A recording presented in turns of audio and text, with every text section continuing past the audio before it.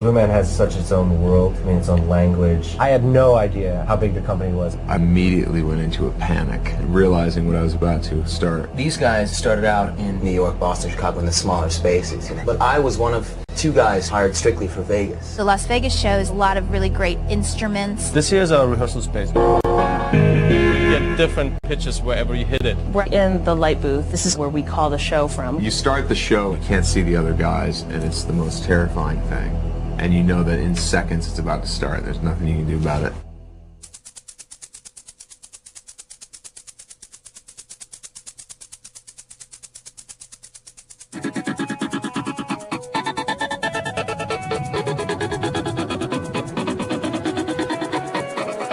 Like 1,200 people, and they're in Vegas.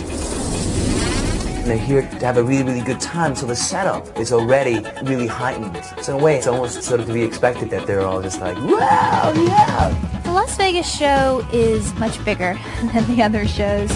That bigger band with the bigger stage gives a more tribal feel to it. The band is kind of a tribe that kind of is the underscore of the Blue Man's action. You are reacting to what's happening on stage. So it has a very theatrical aspect. Every night's different in that respect. I mean, that's really what we're going for. It's something that seems very spontaneous and not planned. And it's really when it's the best is when that's happening. When we bring people up from the audience, I always think about what types of childhood experiences these people have had to lead them to do the things they do. When they're put in front of 1,200 people like that, I just start wondering. My name's Jeffrey Brown. I am a Blue Man here in Las Vegas. I'm Marcus Weiss, and I'm also one of the Blue Men here in Vegas. I'm Eric Chabot. I am also a Blue Man. We're standing on stage here in our fabulous Blue Man playground. At the Luxor in Las Vegas.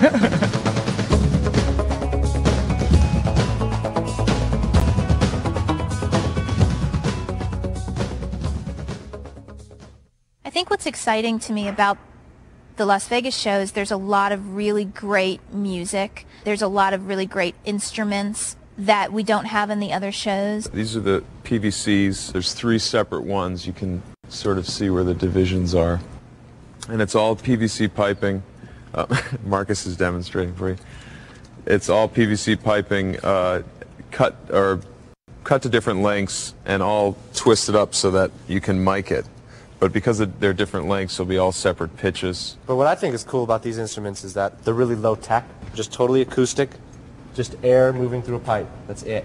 You know, this one's like lead guitar, and this one is rhythm guitar, Yeah, and that one's bass guitar. And this is the sad note that never gets used right here. But we like it. We like it. We love it anyway. Eric came in as a total drummer, no acting experience at all, and Jeffrey was a combination of musician and an actor, studied acting. And I just played the drums for fun in high school. I went to acting graduate school and was a total actor. But you do have to have the fundamentals of strong drumming, because that's the very first audition is drumming. We searched all over the nation for the people that are performing on this stage, and they are all over. They're from everywhere. And then they just train. They train you in whatever area you need to be trained, if you have that essence that they're looking for. My first day, I arrived in New York City, and I remember they had an apartment for me, and they had mailed me the keys, so I already had the keys. And I walked through the door of this apartment and immediately went into a panic. And we were finding things around the apartment, like we found this magazine called The Conduit, which had all these pictures of people, and we were reading, articles, and we couldn't quite understand what they were talking about because we didn't, understand a lot of the, Blue Man inside lingo. It just seemed odd to us. Yeah, at the time. It was pretty overwhelming. It was like your first day of college. I mean, it's like you go and they give you orientation. And they're like, here's your binder, here's this, and you get pamphlets. You get stuff to read. They have stuff to read. There's no shortage of paperwork at Blue Man. Right, exactly. What we're standing in and up on right now is we call the matrix. This whole structure that we're in. So these are called the matrix tubulums. We can drop the piping way down so you get these really low notes. And again, these are all mic'd individually like any of the other instruments. lower notes is really a theme in Blue Man, very sort of visceral sounding tones and rhythms. Yeah. And we can get that much more if we have a lot more space, as you can see. It's like night and day. I mean, you could fit the entire New York show, I mean, audience, stage, on stage here in Vegas. I was one of 2 guys who are now in the Vegas company that were hired strictly for Vegas. My first experience was you know, this big show, and I was during the audition process. I was flown like to Las Vegas, and the day before my final callback, I was like riding the roller coaster and like the New York. So my first Blue Man experience, you know, though the whole, you know, language barrier was still there. It wasn't like being trapped in a black box. It was like, I'm going to Vegas, I'm going to do Blue Man, I'm going to be drumming all over the place. I came in here, in fact, I christened this whole dressing room. I'm like, I've got this fabulous dressing room all to myself. You know, like, remember that day I freaked you guys out? Were you there? I don't know. I'm not remembering. I'm freaking you out right now. Like, I was going bald and blue, and then these guys came in to do some teching, you know. And I was here getting bald and blue. I'm like, hey guys, how's it going? You know, they're like, who is this? Why are there person? 3 chairs? I only need 1. Why? Right. I was like, why are there 3 chairs? I only need 1. Check out the $1 million set.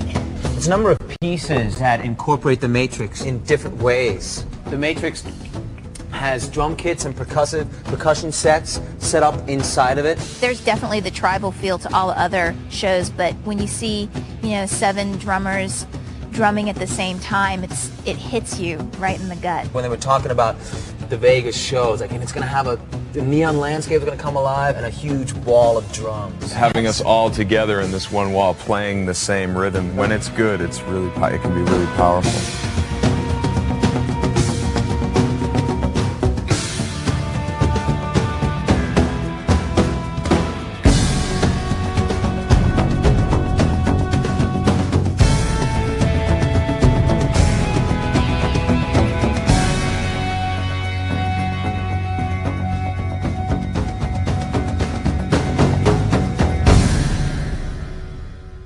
There's a general aesthetic to our movement. Every time we do something, it's got to reinforce what it sounds like. So, because people often hear what they see. It's not choreographed, so you get to see people being themselves behind their instruments. You come to read each other's expressions, you know, in the eyes. We're always checking in with each other. It's actually like called checking in. And so to improvise, you know, they react.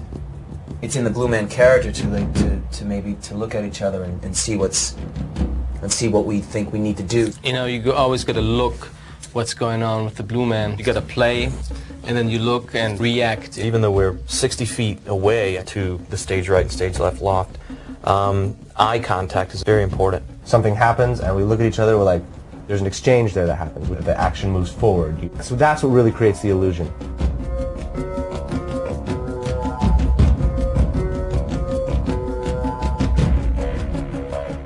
We use 2 drum sets in the show and 2 percussion setups. A fairly basic setup. Except for we add an extra tom-tom here and use it to create a more tribal, primitive kind of feel to it. Percussion setups, tom-tom's just like a regular kit, but we've added, we call them Doppler drum and a 10-inch piccolo snare. And we use these, I don't know if you can get them, I won't hit that near your mic. It's called a crasher. We've made them out of cymbals. Broken cymbals, so it gives a very industrial sound to the kit. I guess the most interesting part about putting this whole thing together was having 4 drummers playing instruments that were very similar in tonal nature and playing very similar rhythms, and it's been really interesting to try to fit together without sounding like a train wreck? Like a train wreck, yeah, there you go. But the phrasing of it and the possibilities of it are pretty endless.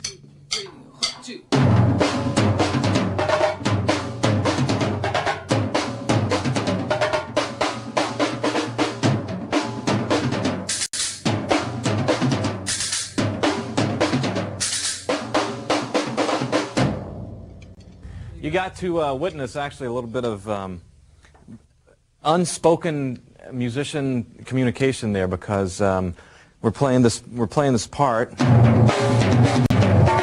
and repeating it. That's how we play it in the show. And Vincent just looked over at me and looked up here, and I knew what he meant, though we didn't talk about it. So it's not magic, but it's certainly that's that's an example of how we do it in the show from 60 feet apart. So, there you go. This way through the pool area, and it's in that big black building there. The entrance is straight across this way, but you kind of have to go around that through there. Okay, it's in that black building. Can't miss it. What does she want? She wants to know what the spa was.